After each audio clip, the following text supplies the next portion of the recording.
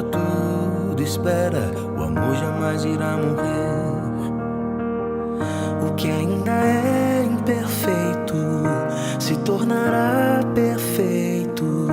Em parte o conhecemos, em parte apenas cremos. Brilhe em nós a luz do Deus que escolhe amar, Pra compartilhar fé, esperança e o amor. Sobre tudo, o amor.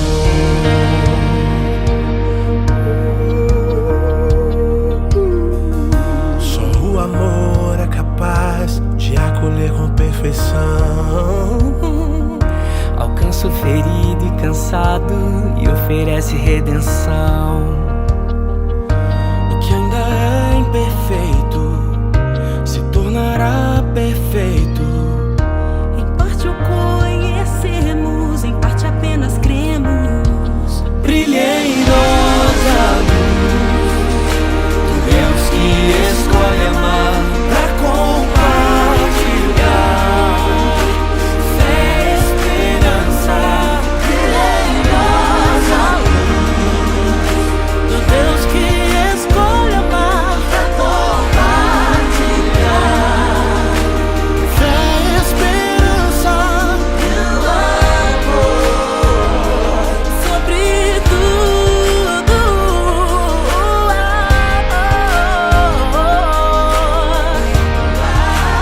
amor. Deixaremos para trás sentimentos irreais. Amar é decidir e acolher. Quem ama não desiste, ampara e insiste. Amar é andar por fé e esperança.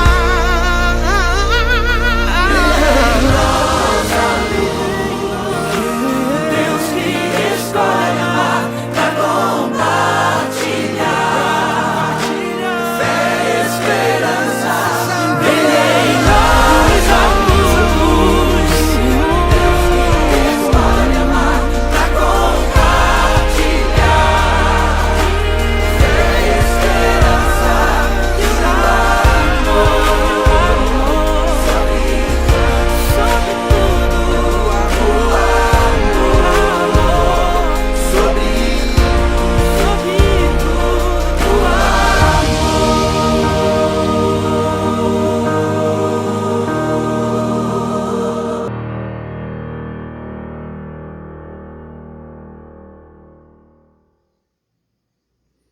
Olá, graças a Deus, estamos aqui mais uma vez nessa série de estudos da nossa Escola Bíblica do Discípulo. Estamos estudando sobre fé e hoje nós estudaremos a sexta lição com o título A Fé versus a Esperança. O texto base para a nossa lição hoje está em 1 Coríntios, capítulo 13, versículo 13, que diz assim: Assim permanecem agora estes três, a fé, a esperança e o amor. O maior deles, porém, é o amor. Então hoje, na verdade, nós vamos procurar entender melhor sobre a esperança, uma vez que nós já estamos bastante familiarizados ou estamos nos familiarizando com fé, com o conceito de fé e as implicações da fé. E hoje esperança vai poder dizer para a gente quais são as diferenças e como elas agem nas nossas vidas. É necessário uma fé positiva, uma fé de aqui e agora para obter resultados positivos. A fé e a esperança, cada uma delas tem o seu devido lugar e nenhuma pode ser substituída pela outra. Não podemos substituir o amor pela esperança. nem podemos substituir esperança pela fé. Apesar disso, tantas pessoas procuram obter coisas da parte de Deus na base da esperança e não da fé. E como podemos diferenciar fé de esperança? Quais são as diferenças que elas apresentam entre si? Bem, a esperança, ela olha para o futuro, sempre está no tempo futuro. E a fé, como nós já aprendemos, a fé é agora. A fé é aqui e agora. Por exemplo, diante de determinada situação, a fé vai dizer o seguinte: receberei a resposta do que preciso, receberei a resposta do que estou pedindo a Deus agora mesmo. Já é uma verdade para mim. Já possuo. Não é esperar que realiza a tarefa do crer. Já a esperança é: eu vou aguardar que aquilo que preciso ou estou pedindo a seu determinado tempo vai acontecer. Às vezes dizemos, cremos que em algum dia receberemos a cura. Isso não é fé, isso é esperança, porque guarda algum tempo indefinido no futuro, como já falei.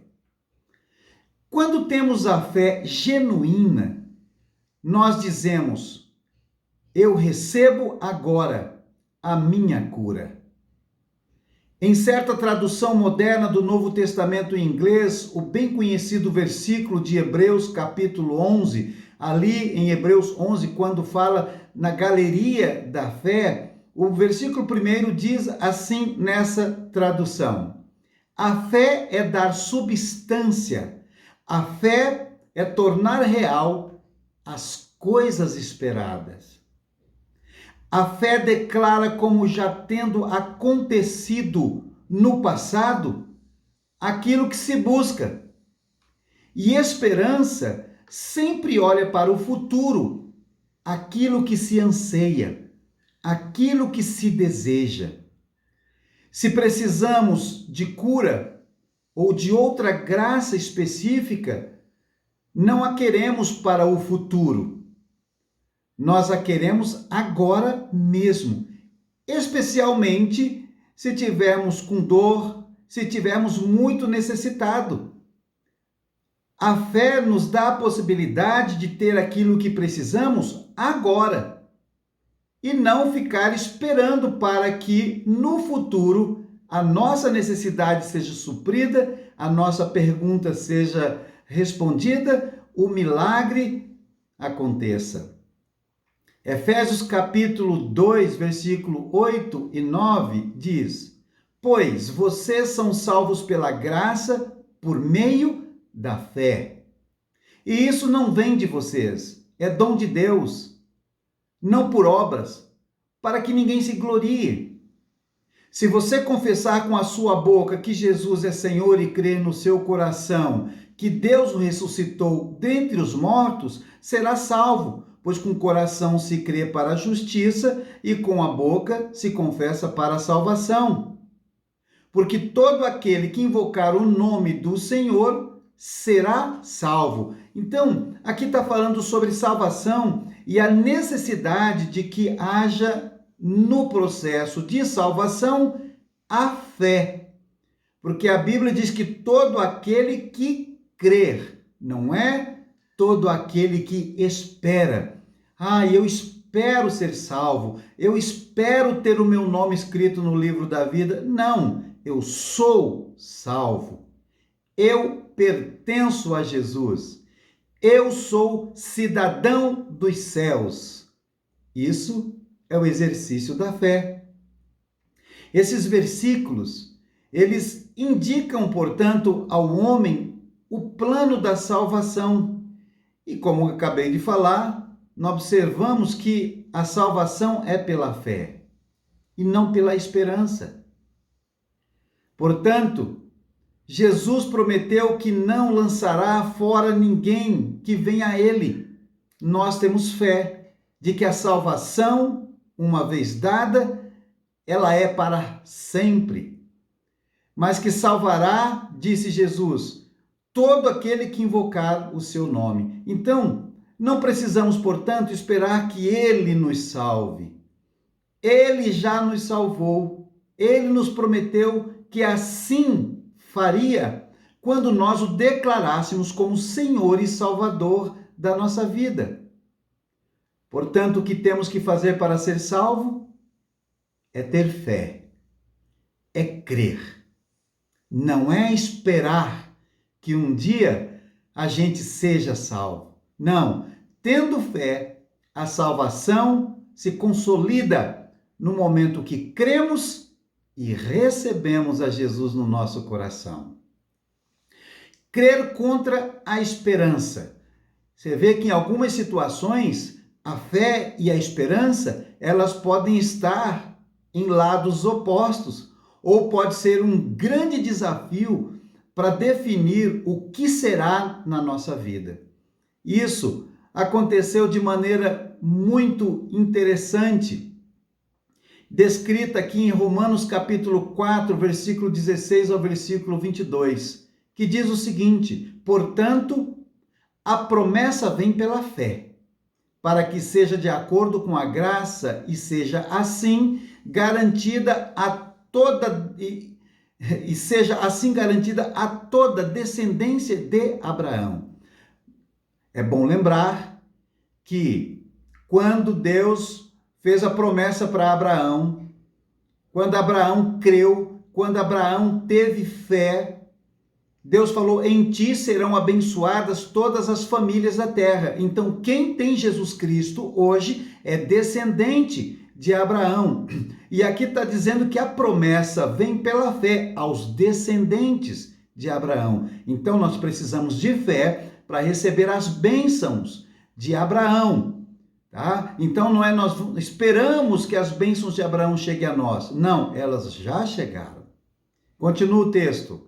Não apenas aos que estão sob o regime da lei, mas também aos que têm a fé que Abraão teve. Ele é o Pai de todos nós, como está escrito: eu constituí Pai de muitas nações. Ele é o nosso Pai aos olhos de Deus, e quem creu, o Deus que dá a vida aos mortos e chama à existência coisas que não existem como se existissem. Abraão, contra toda esperança, em esperança creu, tornando-se assim pai de muitas nações. Como foi dito a seu respeito, assim será a sua descendência. Sem se enfraquecer na fé, reconheceu que o seu corpo já estava sem vitalidade. Olha só que coisa interessante, não é? Ele reconheceu as dificuldades, pois já contava com cerca de 100 anos de idade, e que também o ventre de Sara já estava sem vigor. Então ele reconheceu as fragilidades, não é verdade? Mesmo assim, creu. Mesmo assim, não duvidou, nem foi incrédulo em relação à promessa de Deus, mas foi fortalecido em sua fé e deu glória a Deus, estando plenamente convencido de que ele era poderoso para cumprir o que havia prometido. Em consequência, isso lhe foi creditado como justiça. Abraão creu quando não havia mais esperança de gerar um filho, já que Sara e ele não tinham mais idade para isso. Na verdade, a incredulidade tem relação com quem é Deus para nós, com quem Deus é em nossa vida. Portanto, a fé que crê contra a esperança é a fé que crê em um Deus todo-poderoso. Então, quem é Deus para você? Como você vê Deus? Você acredita que Deus pode todas as coisas? Você acredita, você tem fé que Deus está no comando de todas as coisas? Porque o conceito que você tem de Deus é que vai fazer com que você viva a vida cristã com fé ou com esperança. Então, esse tipo de fé é tão tremenda, ela não vai descartar a fragilidade, pelo contrário, Abraão as reconhecia, mas isso não interferiu na sua fé. Tá? Eu acho que assim, na didática do pastor Melquisedeque, seria assim, né? Eu que estava montando, pensando na minha cabeça, assim, bom, eu preciso construir uma casa. O que eu tenho é madeira, mas eu preciso de pedras. Então, pela fé, eu acredito que eu terei pedras para construir a minha casa. Se alguém olhar para mim e disser, ô Melquisedeque, você não pode construir a sua casa porque para construir precisa de pedra e você não tem pedra, você tem madeira. Eu direi, não, eu já tenho as pedras. Onde estão as pedras? Me perguntariam. Eu diria, aqui estão. A pessoa diria para mim, não, mas isso aí, Melquisedeque, isso aí não é pedra, isso aí é madeira. E eu responderia, sim, eu reconheço, é madeira agora, mas no momento de construir a casa, eu terei pedras, porque é promessa do Senhor. Então, para mim, essa madeira, que é a provisão de Deus para a construção da minha casa, já é pedra. E assim será no momento. Eu sei que é um jeito bem pequeno, né, de demonstrar isso, mas é verdade, foi o que aconteceu. Nesse caso, com Abraão, não é? Ele olhou para si, olhou para sua esposa, viu que não havia neles possibilidade nenhuma por causa da idade, por causa da infertilidade da sua esposa, não é? O ventre já não tinha mais vida. Mesmo assim, ele creu. E a Bíblia diz que porque ele creu, aquilo foi imputado a ele, foi atribuído a ele como fé. Então a fé é a capacidade de crer mesmo diante de circunstâncias adversas. É a capacidade de confiar inteiramente na graça de Deus. Paulo está dizendo que Abraão, mesmo sabendo das circunstâncias, se firmou nas promessas de Deus. Ele não olhou para as circunstâncias. Foi exatamente isso que podemos ver quando Deus pediu que o próprio Abraão sacrificasse também o seu filho. Abraão é conhecido como pai da fé. Por que será, né, meus irmãos? Por que será, meus amigos? Olha só, essa história, eu sei que ela é um pouco longa, mas ela compensa ser lida, não é? Contada em Gênesis capítulo 22, do versículo 1 ao versículo 18. Diz assim a palavra de Deus. Passando algum tempo, Deus pôs Abraão à prova. Eu já disse aqui que Deus não tenta ninguém, mas Deus nos coloca à prova. Por exemplo, se você diz, Senhor, a minha fé é tão frágil, acrescenta, Senhor, a minha fé. Tenha certeza, você será colocado à prova, porque a fé, ela não acontece na inércia. A fé e o aumentar da fé acontece no movimento da vida, nas necessidades da vida, na adversidade da vida, é que a sua fé vai sendo exercitada, vai sendo alimentada e ela vai se tornando composta, né? Ela vai se sedimentando na palavra de Deus e vai se fortalecendo. Então, Deus colocou Abraão à prova.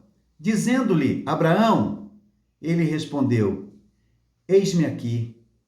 Então disse Deus: tome o seu filho, seu único filho, Isaque, a quem você ama, e vá para a região de Moriá. Sacrifique-o ali como holocausto num dos montes que eu lhe indicarei. Na manhã seguinte, Abraão levantou-se e pegou o seu jumento, levou consigo 2 de seus servos e Isaque, seu filho.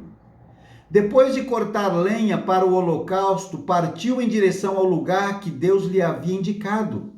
No 3º dia de viagem, Abraão olhou e viu o lugar ao longe. Disse ele a seus servos: fiquem aqui com o jumento enquanto eu e o rapaz vamos até lá. Depois de adorarmos, voltaremos. Gente, olha só aqui a conversa de quem tem fé. Deus está falando para Abraão: olha, eu quero seu filho em sacrifício, seu único filho. Abraão está indo até o local do sacrifício, só ele e o filho. Mas a palavra dele, o verbo conjugado para os seus servos, dizendo: fica aqui porque nós vamos e voltaremos. Ele não está falando: nós vamos, e depois eu volto, né? Fazer o que? Não, ele disse: voltaremos. A própria palavra de Deus diz que Abraão tinha uma fé inabalável no seu coração e ele sabia que por causa da promessa de Deus feita a ele, ou ele pouparia Isaque, ou ele ressuscitaria Isaque, ou ele providenciaria algum outro meio para que a promessa fosse real, porque ele cria. Para Abraão, as promessas de Deus já eram verdadeiras, então o meio do caminho era uma consequência. Cumprir a vontade de Deus era a melhor escolha, porque pela fé ele acreditava naquilo que Deus lhe havia falado. E agora ele está dizendo: depois de adorarmos, voltaremos. Abraão pegou a lenha para o holocausto e a colocou nos ombros do seu filho Isaque, e ele mesmo levou as brasas para o fogo e a faca. Você já parou para pensar nessa situação? E caminhando os dois juntos, Isaque disse para o seu pai: meu pai? Sim, meu filho, respondeu Abraão.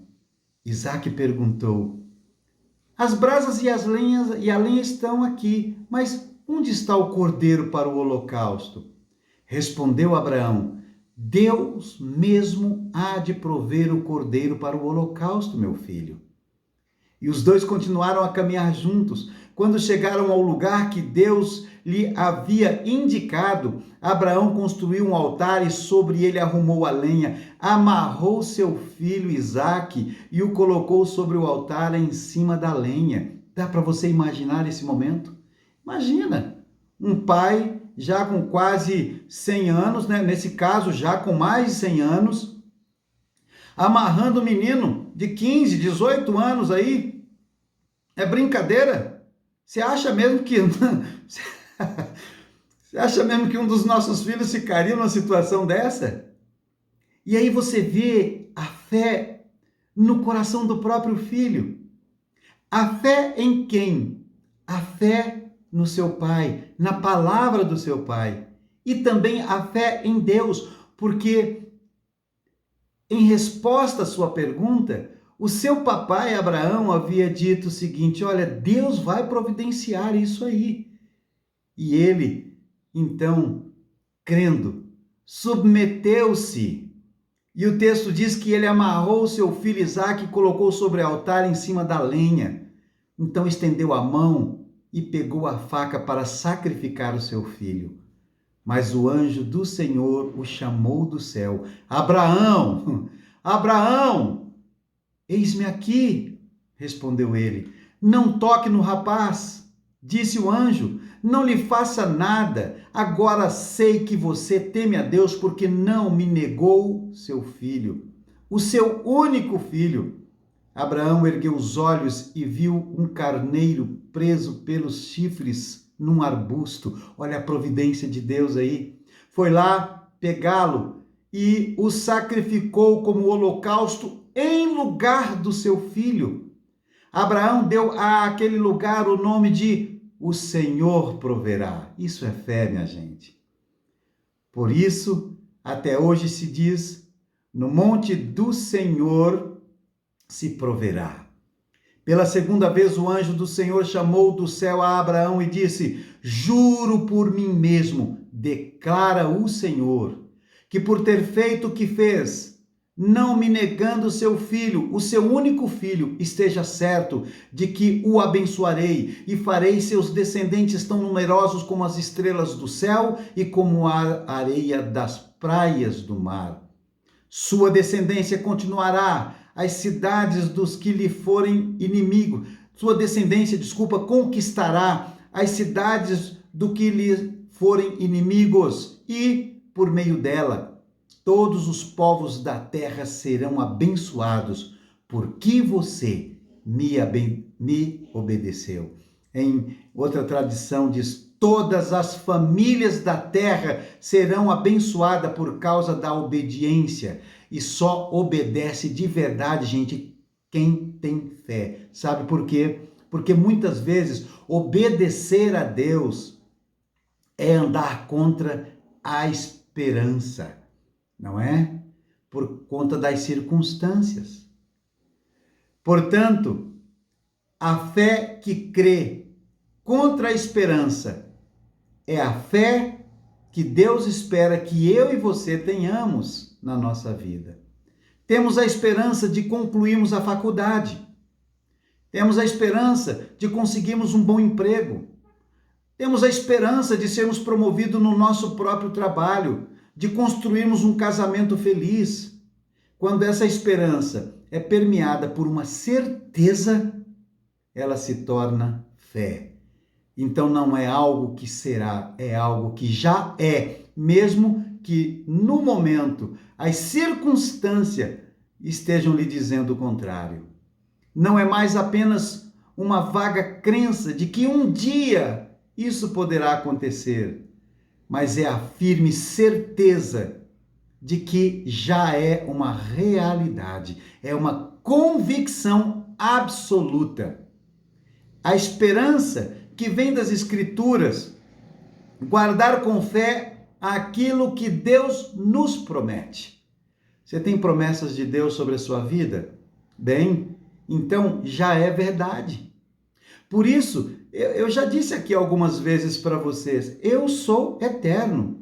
Eu já estou vivendo a eternidade, não é? Lembra que eu disse que, para mim a vida está tão boa aqui, mas estar com o Senhor é bom, eu já cumpri praticamente todos os meus objetivos, não é?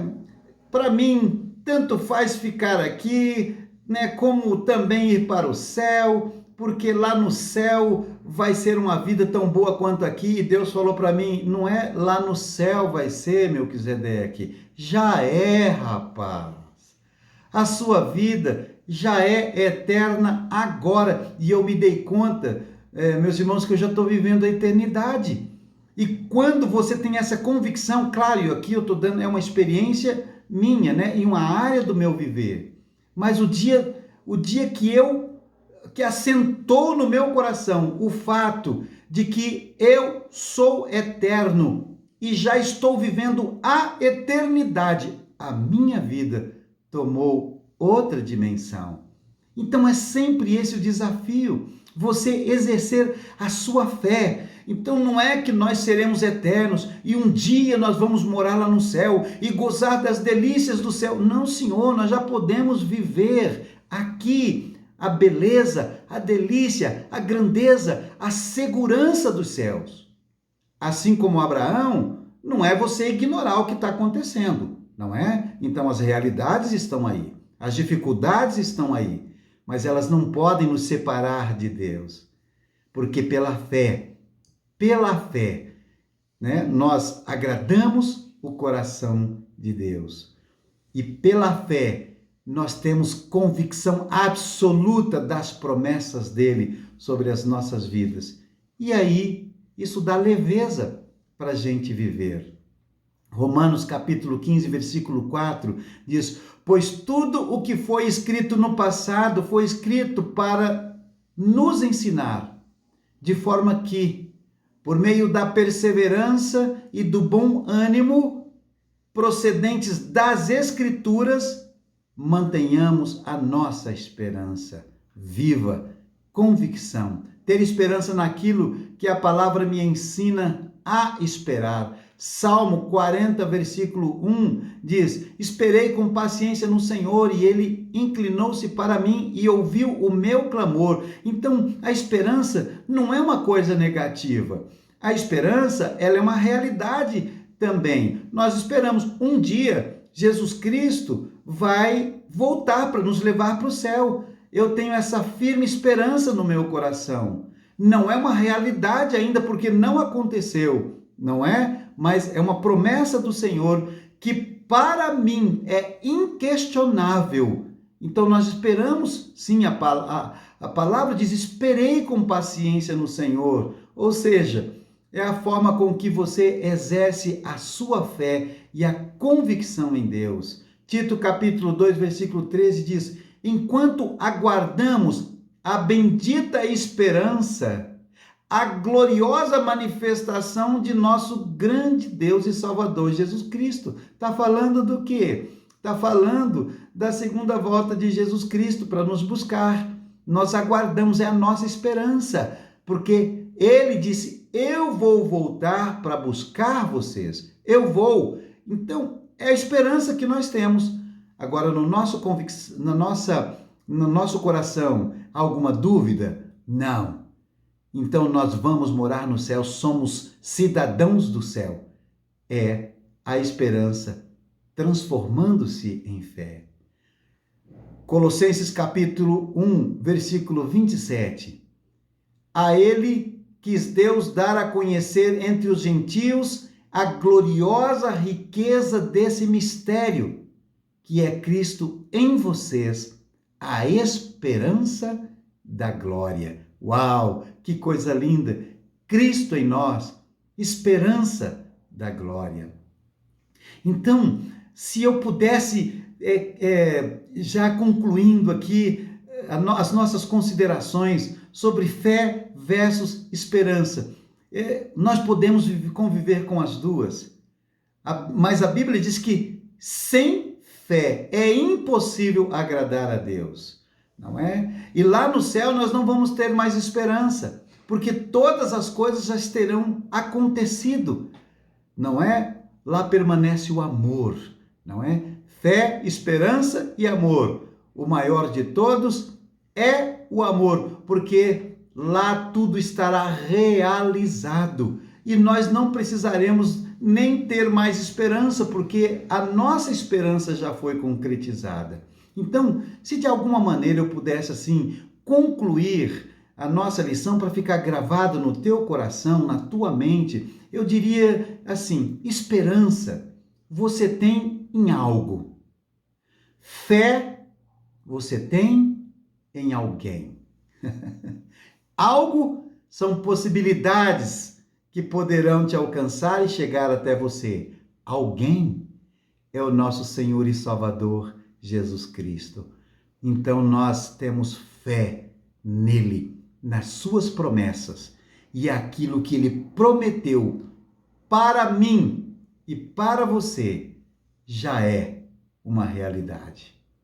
Que o Senhor nos guarde, que o Senhor nos abençoe, que o Senhor nos proteja e que o Senhor nos permita viver esta fé que é capaz de agradar o coração do nosso Deus. Vamos orar? Pai querido, Deus maravilhoso, eu sei, Pai querido, que o Senhor nos tem dado tanta oportunidade. O Senhor, Pai querido, tem nos dado tantas possibilidades. O Senhor tem nos dado, Pai querido, situações inquestionavelmente maravilhosas para que a gente possa, em sendo provado, em sendo experimentado, botar em prática a semente da fé que o Senhor nos dá com a salvação. A salvação que é verdadeira no coração de todos aqueles que te declararam como Senhor e Salvador das suas vidas, crendo que o Senhor morreu e ressuscitou dos mortos. Que coisa linda, Senhor! Não somente a fé, mas também a possibilidade de vê-la crescendo, aumentando, Pai querido, no dia a dia do nosso viver. Que esperança gloriosa nos diz a Tua palavra, é essa certeza. A nossa esperança gloriosa, Pai, é a certeza de que nós somos de Cristo e de que Ele foi preparar lugar. Aliás, de que Ele já preparou lugar para nós nos céus. Por isso não somos desse mundo, somos peregrinos. Nós somos, Pai querido, passageiros. Nós somos cidadãos celestes. Nós temos sobre a nossa vida as bênçãos de Abraão. Certeza, Pai querido, porque são promessas Tuas. Que a fé, Pai querido, faça com que a gente viva aqui e agora as Tuas promessas. E aquilo que o Senhor disse que faria, como por exemplo, voltar para nos buscar, que seja de verdade uma esperança gloriosa, Pai. Pai, que seja realmente algo verdadeiro no coração, real no coração de cada um dos Teus filhos, e que isso faça-nos viver os benefícios, a grandeza e o poder que essas promessas nos dão aqui e agora. Que a nossa vida seja leve, que a nossa vida seja confiante, que a nossa vida seja produtiva, que a nossa vida seja abençoadora, porque o Senhor nos prometeu estar presente todos os dias e dar-nos condições de vivermos uma vida que vale a pena ser vivida. Obrigado pela fé que nos dá e obrigado pela esperança gloriosa do Seu Filho amado Jesus Cristo, presente e real através das Suas promessas. É a oração que faço e eu oro agradecido em nome de Jesus. Amém. Amém. Maravilha! Deus abençoe cada um de vocês e nós nos veremos na nossa próxima lição, a lição de número 7, na próxima terça-feira, onde nós estudaremos como obter a fé. Fiquem na paz do Senhor. Deus os abençoe.